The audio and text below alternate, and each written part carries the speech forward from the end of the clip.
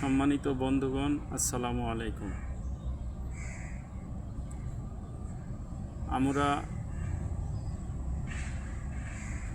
বিদেশের মাটিতে পড়ে থাকি আত্মীয় স্বজন, বন্ধু বান্ধব সবাইকে ছেড়ে, শুধু নিজের জন্য নয়।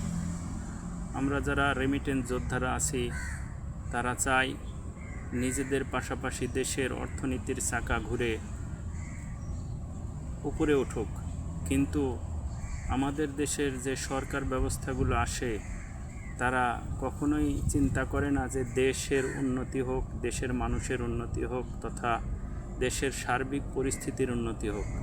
তারা সব সময় চিন্তা করে নিজেদের স্বার্থ কীভাবে সিদ্ধি করা যায়। বর্তমানে ইরাক, ইরান, আমেরিকা, ইসরায়েল বিভিন্ন দেশের সাথে যুদ্ধের যে অবস্থা, আর এই অবস্থায় পৃথিবী একটা নাজুক অবস্থায় রয়েছে। বিশ্বের প্রতিটা দেশ তাদের অর্থনৈতিক অবস্থা, দেশের জনগণের সার্বিক অবস্থা নিয়ে চিন্তাভাবনা করতেছে, অথচ বাংলাদেশের বর্তমান সরকারের পররাষ্ট্রমন্ত্রী উনি ইরানকে নিন্দা জানিয়েছে যুদ্ধের জন্য। যেখানে নিজেদের অস্তিত্ব টিকিয়ে রাখাই অসম্ভব, সেখানে এই ধরনের নিন্দা এমন পরিস্থিতিতে জানানো ঠিক হয়নি। যদি আমরা স্বয়ংসম্পূর্ণ রাষ্ট্র হতাম, স্বয়ংসম্পূর্ণ রাষ্ট্রের মানুষ হতাম, তাহলে হয়তো ভেবে দেখা যেত।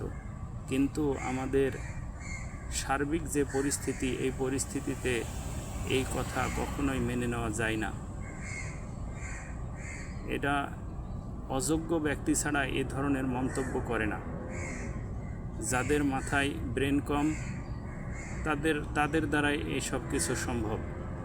বর্তমান সরকারের পৃষ্ঠপোষকতায় যারা রয়েছেন, বর্তমান সরকার পরিচালনা যারা করছেন, স্বরাষ্ট্রমন্ত্রী থেকে শুরু করে পররাষ্ট্রমন্ত্রীর, আইনমন্ত্রী, বিভিন্ন ধরনের মন্ত্রীরা যেভাবে কথাবার্তা কন আমরা বিভিন্ন সোশ্যাল মিডিয়ায় দেখতে পাই, আসলে আমাদের দেশের পরিস্থিতিতে এই ধরনের আলোচনা সমালোচনা না করাই ভালো। আমরা প্রবাস জীবন থেকে দেশের জন্য শুধু কষ্ট করেই যাব, আর ওনারা ক্ষমতায় আসবেন, এসে যা ইচ্ছা তাই করবেন, এটা কখনোই মেনে নেওয়া যায় না।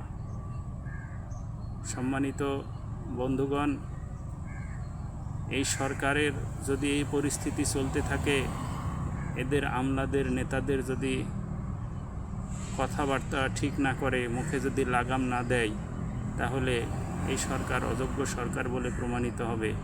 আর এই সরকারকে ক্ষমতাচ্যুত করে যোগ্য, সুন্দর এবং মেধাবী লোক যেন দেশ পরিচালনা করতে পারে, এরকম একটা সরকার ব্যবস্থা বাংলাদেশের জন্য অতীব জরুরি। সবাই ভালো থাকবেন, সুস্থ থাকবেন। আল্লাহ হাফেজ।